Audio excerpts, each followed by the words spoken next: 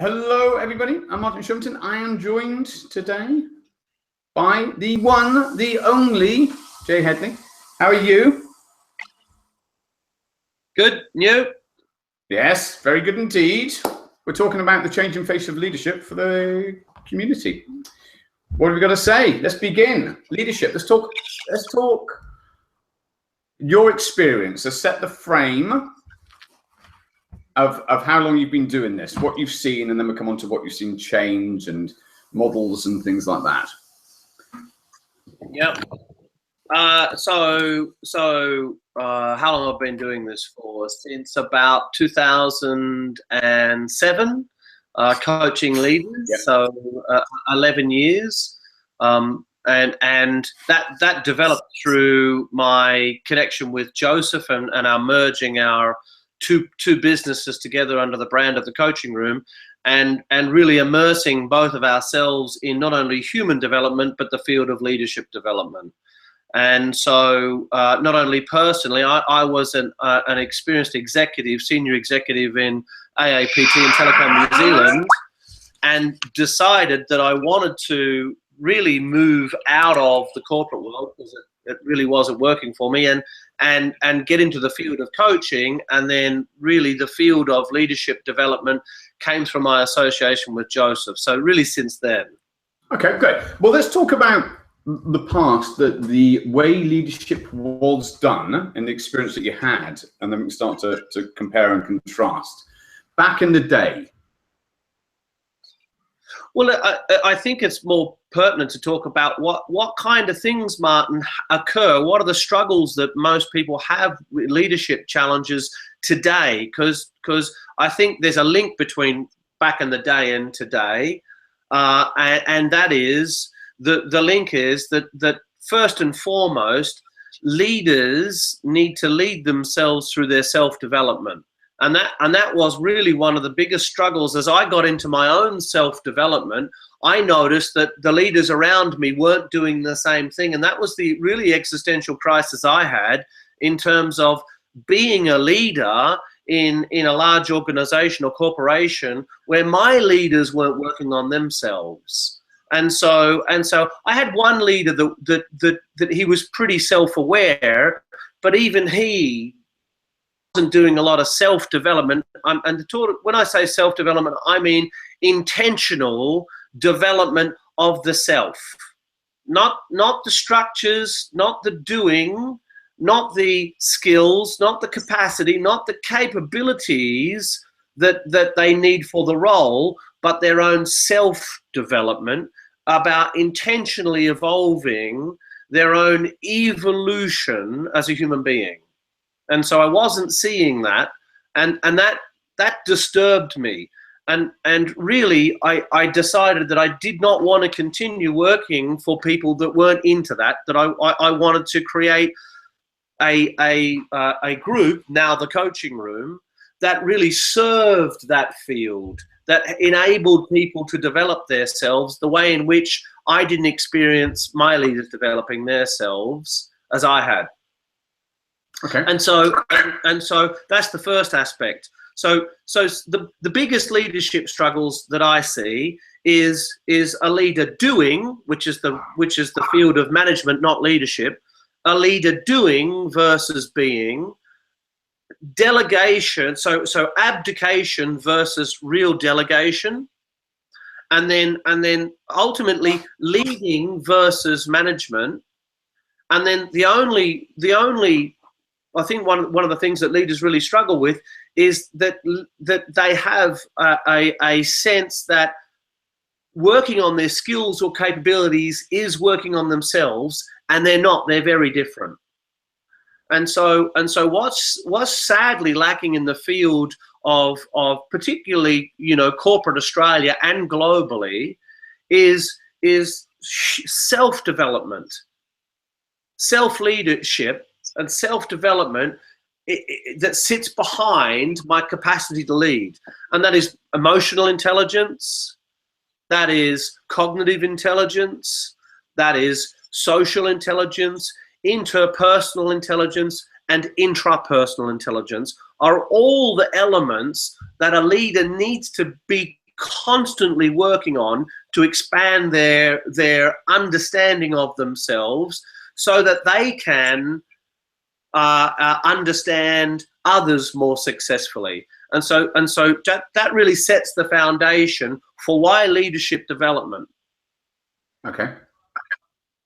I think your cat wants to come in. Yeah, they've got a little. That's all right. Got the one. So let's break it down then. Key aspects. You got EI. You got emotional intelligence. You said about cognitive intelligence and interpersonal. Yep. So let's just begin. Just doing a few potted bits of what problems people may be experiencing and how they're manifesting, and how a development in one of those areas could manifest and a difference.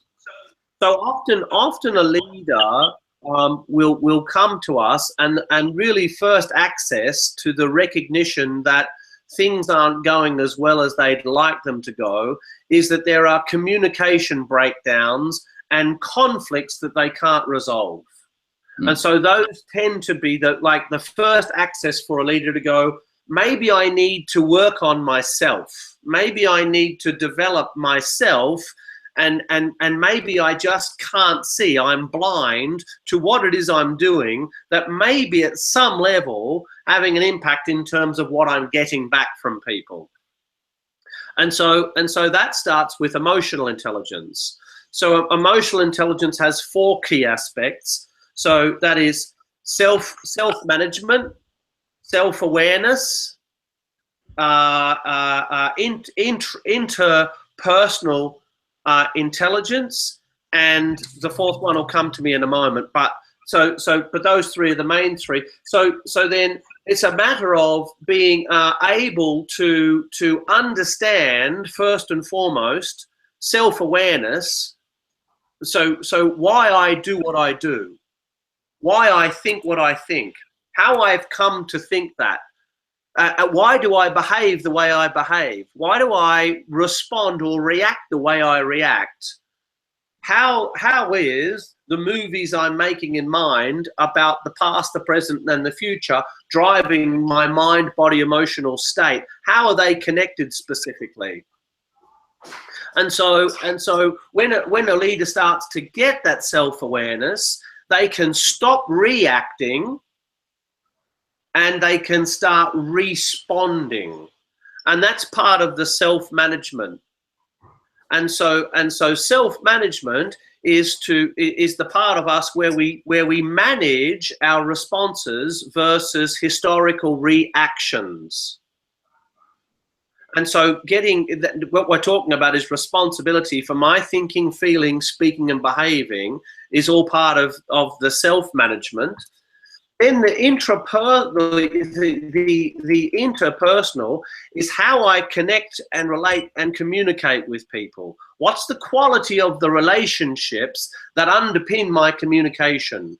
Most people, they mightn't communicate very effectively, but they aren't aware of the frames that they hold about themselves that lead them to react the way they're reacting, that lead the relationship down the path where their communication is landing upon deaf ears or being misinterpreted, and that's the interpersonal. And then the final bit is self-motivation. That is intrinsic versus extrinsic motivation. That is having more influence over the environment that it has over me.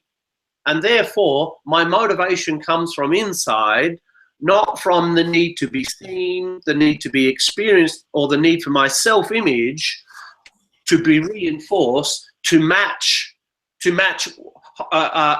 through you out there. My need for you to reinforce that for me constantly just puts me into external authority. So it's those 4 elements: self-awareness, self-management, self-motivation, and interpersonal skills that make up the core of emotional intelligence. That's the first bit. Okay. The second bit is cognitive intelligence. And cognitive intelligence is how many perspectives can I take within the moment. That is, can I can see first, can I see second person, and can I truly put myself in another person's shoes and feel how they're receiving and being with my communicating? Can I go objective and look objectively at how we are connecting, relating, and communicating, what's working, what's not working, and can I bring in the environmental systems, social systems element into it to see all of the other impacts that I can't see from the other three perspectives? And then from a fifth person perspective, can I see all of those four perspectives simultaneously? And can I see the blind spots, and can I see the leverage points? And so that's cognitive intelligence. Do I have the capacity to use those perspectives to facilitate the outcomes I'm looking for? Okay. Let me dive in and give you a story. This is for you, Jay, and for anyone watching in the future, because it relates directly to the perspective, something I'm playing with. I got married last week. Yeah. And as Jay knows, as people watching may not know, I got married in virtual reality. And this is how it works. You'll understand. I'm working on something around exactly what Jay's talking about. So Jay, I'm going to tell you, I got married in VR. So myself and Elisa, and we've got all the pictures, are with our headsets on in real life, but our consciousness is in virtual reality. And if you're interrupted, you're just pulled out. And you're probably 98% in VR when you're at the deepest point, right? And so even though you're physical, your consciousness is elsewhere. So that shifts us into self and other, me being self, other, Elisa, having an experience in VR as avatars, and we're there, okay?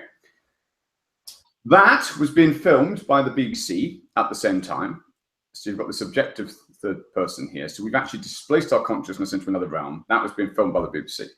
Also, it was being live streamed on a TV in my apartment opposite the real life place where we were in the headsets and what have you. So just on the other corner. And in my apartment was family and friends, about 35, 40 people, watching on the screen the live stream of the virtual reality side of it at the same time. Yeah. And it is, some of them, like my mum, were being mentioned in this. So there was, whilst they were being filmed of their responses by the BBC. Yeah.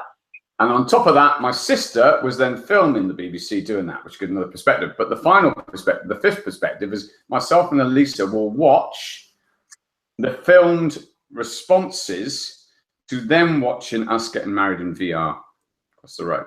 So this has been a sort of an experiential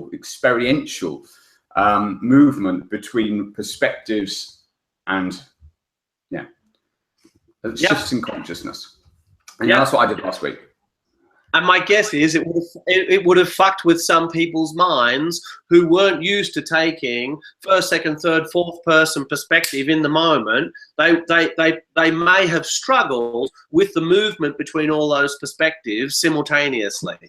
Well, I would actually say that they wouldn't do it.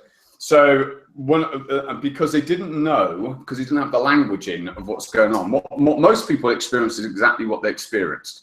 They didn't experience the moving between.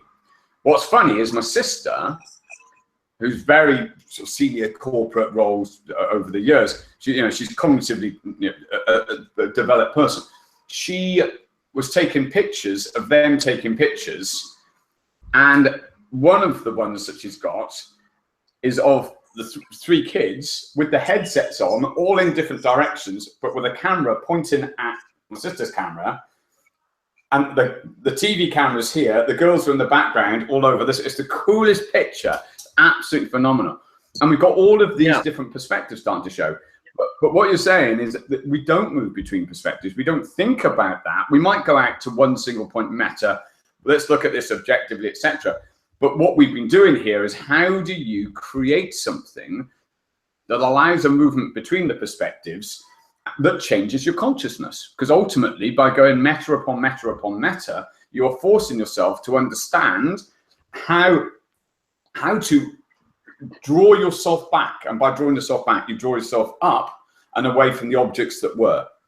And that's really, that's what I've been working on really the last 4 or 5 months. Yeah. Is then how do you do that with other content, and how do you change consciousness with comedy? Actually, there you go. Yeah. So they are and aren't meta to each other. So simultaneously, they're all arising, which means they're all arising simultaneously, which means they're not actually meta to each other, but they're meta from the point of us languaging and sharing and communicating, us talking about them, whereas all four perspectives are available to us in the moment. Is only when we language them, we need a metaphor to place them in. That's where we go meta in thinking to describe them. But other than that, they're actually not meta to each other. They all arise simultaneously.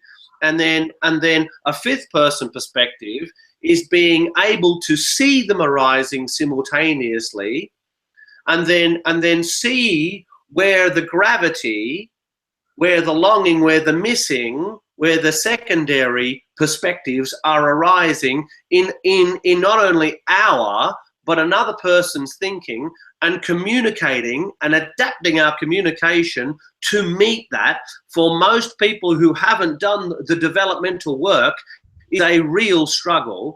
And an example of that is somebody getting caught in a mind-body emotional state of their first person perspective, let's say anger, and reacting, opening their mouth and speaking words that aren't connected with the care that they actually mean to communicate, and the fact that they're actually trying to help the person they're yelling at. Yeah, that would be a really good example of the person being pulled back into first person perspective, even though that the anger arose when they stepped into third person perspective and objectively realized something didn't work. Their habit of their states pulled them back into, and they had no alternative but to react by yelling, and now they are disconnected from their actual intent, which came from a third or fourth person perspective. They are disconnected from it, and they are reacting because they're not able to work with all of those simultaneously. Therefore, they get pulled across different perspectives through habit. So let me give a good example on that. So continue. So I take this in any circumstance. I was doing something, as it happens, I was in VR, and my consciousness was 98, at this point, probably 95% in. And so how's that? Sorry? How's that measured? How's that measured? Me knowing how easily pulled away I am from it, and then verifying that with Elisa as an experience. And having done this quite a lot, it's like, how much does noise draw your attention away and make you want to take the headset off? For instance, you think someone's at the door. Yeah, right. Dave's nodding. So you can work out. So it's a degree. So I had an experience of being pulled from that by the BBC, because they heard me. I was in VR, and as far as I was concerned, I was doing a show in VR, getting married, but it was an hour-long show. And they said, "Oh, tell us where the people are from in the room." And they got a camera right on the outside, and I'm not even aware. And I'm just in the room talking to people and so on. It off, and I pretty much went, "What the f do you want?" Like, and they put, and John, my best man, happened to go, "Oh, they just want to know who's there." I'm in. I did, and I stuck my tongue out, and my sticking of the tongue out was basically as opposed to sticking up two fingers or telling them to, because they wanted good TV. Oh, we want to be included. I'm not here. I'm not in that. I cannot be and do this. This is the point. Now, if you turn the volume off and you're only part way there, you can hold both, and you can be working with both. But that wasn't the situation. So it's fascinating to see. It's like you can use that as a metaphor. It's like when you're in that state, you're in, and if somebody pulls you from it, then it's like you better. That's the same as being interrupted in work. You know, it's the same with those sorts of patterns of people kind of constantly going up and interrupting people that are in the middle of the job, particularly if they've got a degree of introversion in that they like to lock down, get the bit done, which is what I tend to do. So yeah. I use that because we've got the perspectives, but you've also got the draw out of somebody trying to pull the attention when you're not there. My response, essentially, a degree of anger, irritation at least, and it was perfectly reasonable, and they didn't do it again. Yeah. My guess, Martin, being that your typology is type 7, is that you run, and I think I'm hearing this, you run a non-screening meta program. That means you don't screen things out in order to focus all of your attention in one area. And so things like noise distract you and pull you out. Yeah, and so that pulls you back into first person perspective. The anger arises back in first person perspective, but what you're missing there is from a fourth person perspective, you know that they may not know that you're in and out of, and so they're requesting you. You see, your care is from a fourth person perspective. That's where it arises in the maintenance of everything. That's why you've got your non-screening on. But you see, you forget that when you go pulled into first person perspective versus going, you know, how does fuck off sound? Yeah, because here's the solution. Yeah, to me, the solution is a pre-frame, which I never knew I would have had to put in place from a skill, which is, guys, do not interrupt me. When I am in, you leave me alone, you cannot do anything. If I'd done that, and there's all of these bits, so it's like, it's not about your TV, it's about the experience here being streamed across there and the perspective of that. And that's, you know, that's a big lesson. No one's ever done what we did the other day. So it's kind of like, you know, we're the first down the rabbit hole. But that was a definite, I noticed, and it was like, okay, that wasn't the optimal response. No, well, actually, it was to stop them from doing it again. You know, but it was better if I pre-framed it. I think that was a lot of the lessons. Yeah. Yeah. So what you're pre-framing is a fourth person perspective. Absolutely.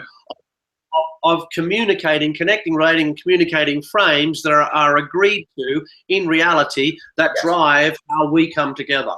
Yeah. In second person. Yeah. So holding all four perspectives, you're able to then, with cognitive intelligence, look at that prior to going into it and going, what are likely to be my blind spots here, their blind spots, not only that, but likely to stop the smooth running and create challenges and issues from a first, second, third, fourth person perspective. If you can see that at once, then pre-framing becomes obvious, and then the conversations are had by holding those. But of course, if you're stuck in first person perspective, being washed away by the gravity of the event and those kind of things, you're going to forget that stuff. And because you run a non-screener, you're pulled back into it by them trying to get your attention back out there in the real world. Yeah. On that. So let's take that further then. What's the fifth person's perspective on that then? Or what's a that everything's right where it meant to be, where it meant to be, and even though they're interrupting you, there is absolutely an opportunity in that for development, for humor, for growth, for understanding, for doing nothing, for not changing anything, for responding or ignoring or any, it doesn't matter. How do I utilize this and pull this into the process and make it part of what is meant to happen because it's happening? So that's a spontaneity. So fifth person perspective is non-resistant. It's non-resistant to what's happening in first, second, third, or fourth.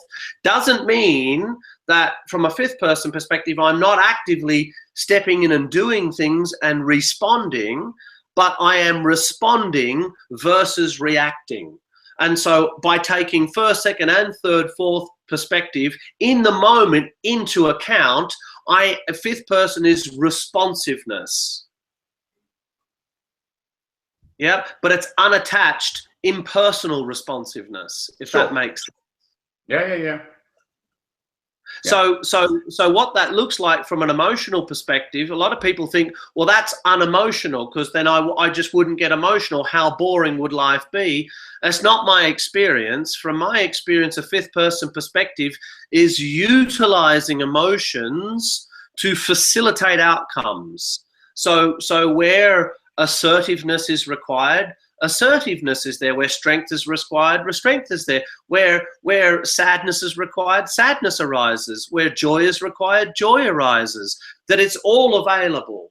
Actually, I'm not stuck by the habits of mind. And now bring this back to leadership. From a fifth person perspective, leadership changes dramatically because I give people what they need, not necessarily what they want. And I don't have any attachment to being seen in a certain way. I'm not attached from an ego conditioned perspective. I don't get myself in the way. Therefore, I'm able to step in and in a really direct, transparent, and open way, share my perspective without being attached to it.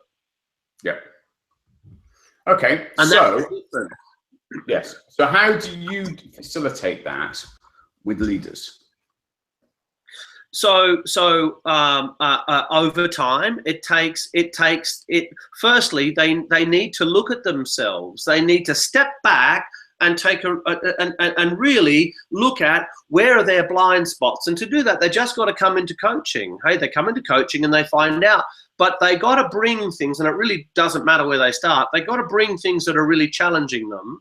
And the point of developmental coaching is that through the process of challenging themselves and inquiring into what's challenging them, they get to see where their blind spots are, whether it's lines of intelligence, whether it's stages of development and stages of maturation, whether it's their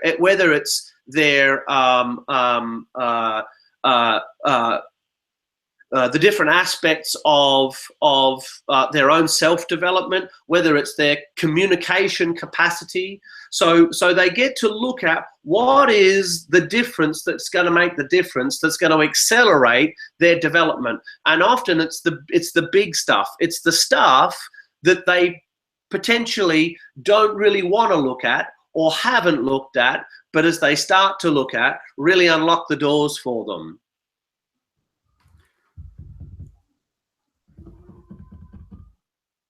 What else do you want to say?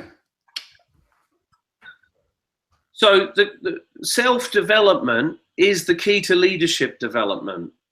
And so if a leader is not, as a leader is only as good as the people they lead, so their development and their people's development is absolutely critical to their effectiveness. And so the question I'd like to leave people with is, what are you doing to invest in your own development if leadership evolution and leadership development is important to you? And that's not about your skills and capacities. That's about you first and foremost as a human being. Good stuff. Stay on the call. Check out the links in the description below. We'll also have this turned into an article for the site. I hope you like the little case study bit about the perspective shifts that I've had over the last week. Jay, thank you. Hang around, and we shall see you all next time on the Coaching Room Community Call. Bye.